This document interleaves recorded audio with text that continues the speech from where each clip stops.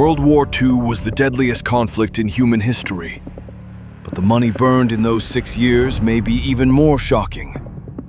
For half a decade, nations stopped living and started paying. Today, we can finally calculate the true price of the war that reshaped the world.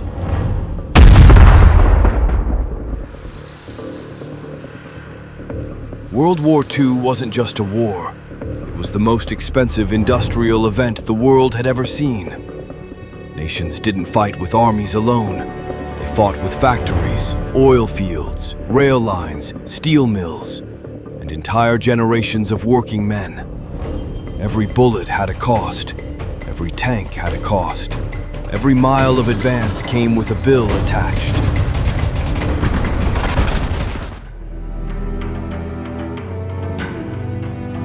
Between 1941 and 1945, the United States spent $341 billion, worth more than $4.5 trillion today. At its peak, the U.S. built 96,000 aircraft in a single year, outproducing every Axis nation combined. If we divide the cost across the population, every American paid the modern equivalent of over $32,000 for the war.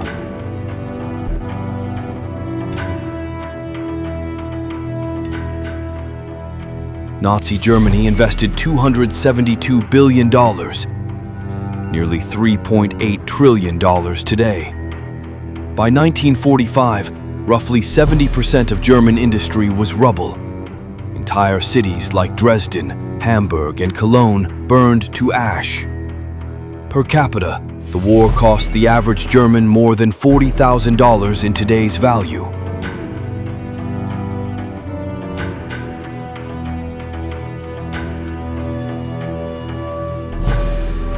The Soviet Union spent $192 billion, about $2.5 trillion today. But money was not its greatest loss. It was industry, it was cities, it was people. Nearly 33% of all Soviet factories ceased to exist. Every surviving Soviet citizen paid the cost for decades, not in dollars, but in hunger, in labor, in trauma.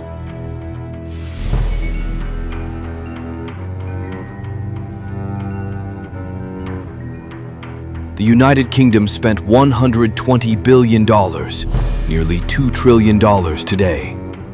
To stay alive, Britain sold most of its overseas assets, collapsed financially, and entered the post-war era in deep debt and ended the war poorer than it began.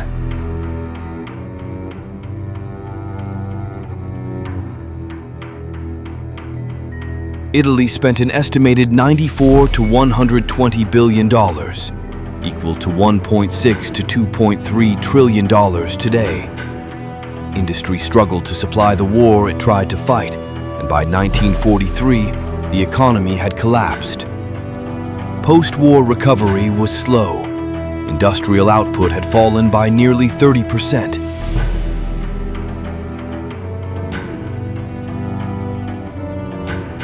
China paid a different price. Between $90 and $120 billion, roughly $1.8 to $2.5 trillion today. Railways collapsed. Agriculture collapsed. Entire provinces starved as industry fell apart. For ordinary Chinese families, the cost was not financial. It was survival itself.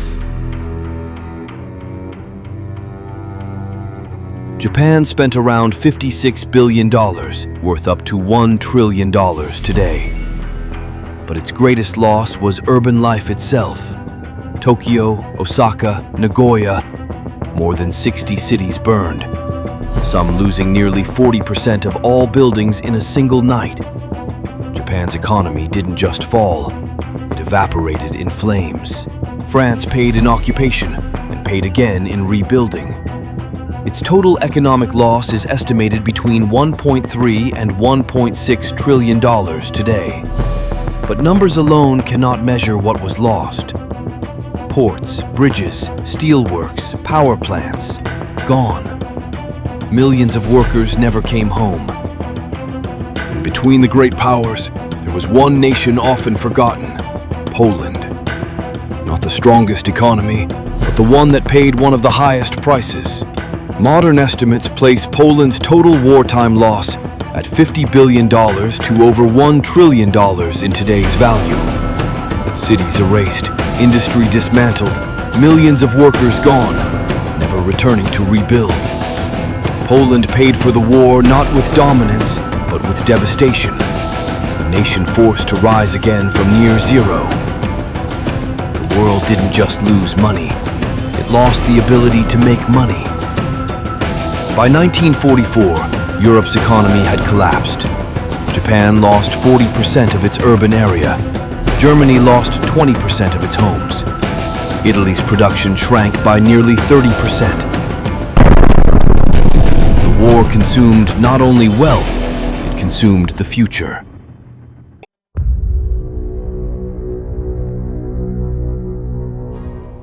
After 1945, the world faced the largest reconstruction in history. The United States rebuilt Europe through the $13 billion Marshall Plan. Over $150 billion today. Germany rose not through conquest, but through rebuilding. With $1.4 billion in Marshall aid, factories restarted, power lines returned, steel production climbed from ashes to industry again. Cities like Hamburg and Cologne rebuilt their skylines brick by brick, while exports became the new lifeline of the economy. This recovery had a name: the Wirtschaftswunder, the German economic miracle, a nation shattered by war, rebuilt into the engine of Europe. Italy struggled more than any other major power to recover. Its industry was shattered, unemployment soared, and inflation made daily life almost unlivable. But American aid, nearly $1.5 billion through the Marshall Plan, helped restart factories, stabilize currency, and rebuild transport networks. Within a decade, Italy transformed from ruins into one of Europe's fastest-growing economies, a recovery later called the Italian economic miracle. France, too, rebuilt not only what was destroyed, but what was outdated. The Marshall Plan injected over $2.3 billion into French industry. Coal production doubled, steel output rose beyond pre-war levels, and modern infrastructure replaced what had been lost. France emerged from the ashes not as a weakened empire, but as a rebuilt industrial power and a founder of the new European economy. Britain emerged from the war victorious, but financially exhausted. By 1945, the country faced a different kind of collapse: empty reserves, rising debt, and an empire beginning to slip away. Cities had to be rebuilt, yet Britain lacked the capital to do so.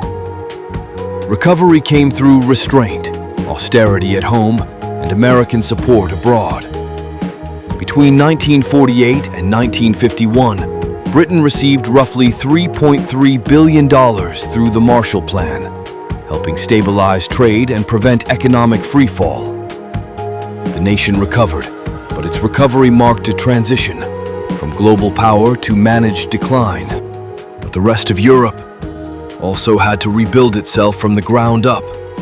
Countries beyond the great powers, Belgium, the Netherlands, Czechoslovakia, the Balkans, the Nordic states, each carried scars of war. Rail yards shattered, farmland cratered, factories stripped and shipped away as reparations. Homes rebuilt brick by brick, roads repaved by hand, entire economies held together by ration cards, and hope. Recovery was uneven, slow in the east, faster in the west, but the continent moved forward, one city at a time. Hospitals reopened, trade returned, children walked to schools that once stood in ruins. Europe did not rise quickly, but it rose steadily, not through triumph, but through exhaustion, labor, and survival. Japan, a nation left in ruins after the war's final blows. Cities flattened, industry shattered, and an economy on the brink of collapse. Yet what followed became one of the greatest recoveries ever seen. Supported by American occupation reforms, technology investment, and a complete rebuild of its industrial base, Japan transformed from devastation into an export powerhouse. By the 1960s, its economy was growing faster than nearly any nation on Earth, the beginning of what historians call the Japanese economic miracle. After the war, China faced devastation on a scale few nations could imagine. Railways broken, farmland ruined. But recovery began, slowly, painfully. Industry was rebuilt first, new factories rising where rubble still lay. Agriculture stabilized as canals and fields were repaired, and railroads stitched the nation back together piece by piece. China's economy did not heal overnight.